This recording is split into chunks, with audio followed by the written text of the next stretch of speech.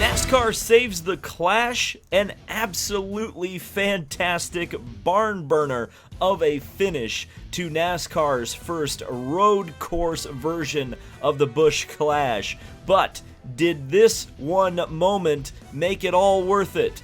And we're going to have to, of course, compare and contrast this year to last year's Clash. Oh boy, we got a lot to talk about. Let's get into it. So, NASCAR moved the Clash from the oval to the road course, and at the time I was like, this is a great idea. Then Corona happened, they started running races on the road course, and I said, uh-oh, this is probably not a good idea. Now we got this finish, and it was a great fit. I mean, that's going to be an all-timer. That's going to be a replay that's going to be shown decades from now. But I would be a major hypocrite if I just judge this race solely on the finish. So we're going to look at the whole thing, talk about it, and compare it and contrast it with the positives of running on the oval versus the negatives of running on the oval, and whether running on the road course was really the best option. Now, we need to talk about that finish because it was really incredible. So you have Chase Elliott on old tires. You have Ryan Blaney on new tires. In my estimation, Blaney had probably the best car all day. Chase probably had the second or third best car. He definitely drove right up from the back of the field like I think a lot of people expected him to do, but he didn't dominate. That domination was really the Joe Gibbs team of Martin Truex Jr. and Denny Hamlin. Of course, neither of those drivers factored in. Of course, the latter ended up in the wall coming through the bus stop chicane. But we get to that last lap, and somehow, despite on new tires getting around Chase Elliott, it looked like maybe Blaney used his car up too much. Chase got a run going into the final chicane, and then the inevitable happened. They both got into each other, and coming out of nowhere, RKO out of nowhere, or maybe a KFB out of nowhere, Kyle Busch passed Chase Elliott and won the Clash. Again, as far as I'm concerned, this is an all-timer finish. It's very similar, of course, to the one that Ryan Blaney won at the Roval. I think this one was a little bit more exciting, probably because it's Daytona. That just tends to be more exciting, I suppose, the big stages. But this was just, it was a great way to cap things off. And it left a good taste in my mouth. And that's something, I guess I'll transition into the rest of this review, which is that last year's Clash, the finish was wild, there's no doubt about it, but it was kind of stupid at the same time. You had a lapped car of Denny Hamlin pushing Eric Jones to the win with a wrecked race car. From that perspective, yes, I guess in some ways these were similar style of finishes. But the race as a whole, that's kind of where I look at it. And I think I tweeted out early on in the race that I was having more fun watching that race 5 laps in, the road course race, than I was on the oval. And I think there's a few reasons for that. Certainly, this was a new package.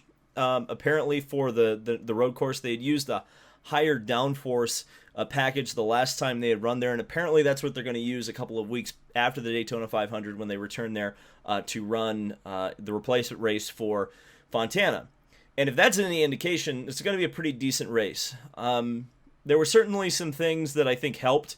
Honestly, the dirt on the track helped a lot. You had the high horsepower, you had the low downforce, and you had dirt and cool nighttime conditions, which really created a power to grip ratio, or a power to grip to downforce ratio that really allowed people to get alongside of each other and run close and really have to race each other off of the corner. That was the thing that I really appreciated about this race very much, was you could really tell when a driver got an amazing exit or a bad entry to a corner or a bad exit to a corner, because they were slipping and sliding all over the place. You could see the drivers working, even outside of the cars. So from that perspective, that's a massive improvement over, I guess we can't call it restrictor plate racing anymore. We'll just call it super speedway racing and cups. The cars are stuck. For the most part, they run in lines on the ovals. That's what we saw last year. I mean, ultimately, last year was kind of a tale of two races. You had the vast majority of it being essentially a free practice session for the Daytona 500, and then the last, whatever it was, 10 laps was just a demolition derby. this was much more consistent, in which there was points where I think the drivers were being fairly careful, but it wasn't a whole lot of time. There were some aggressive passes. There were some aggressive moves. I mean, I'm still thinking of Chase Elliott being pretty much sideways going through the dog leg there on one of the last laps of the race. I mean, that kind of stuff that's what I want to see. So if I'm watching a race, that's what I want to see. I want to see the drivers really work, and I want to see that kind of racing where talent and skill of the crew, the driver, the car, it all kind of meshes together. I'm a skeptic, no doubt about it. And there's definitely a possibility that a couple of years from now this will be boring. Or NASCAR will change. Well, then again, we're running the next-gen car next year. Who knows how that... See, that's the thing, too, isn't it? This was great, but things are changing in NASCAR. Now, unless they continue to run this package at this race going forward, and while they keep the next-gen car kind of the full season car, but I doubt that's what's going to happen. So there's a possibility, because we do know that the next-gen car, at least as they're kind of building it, is a much higher downforce machine, much more designed for road racing to go faster through corners. So that could hurt the show a little bit. It could look more like the Rolex 24, which, by the way, wasn't a bad race, so what am I saying?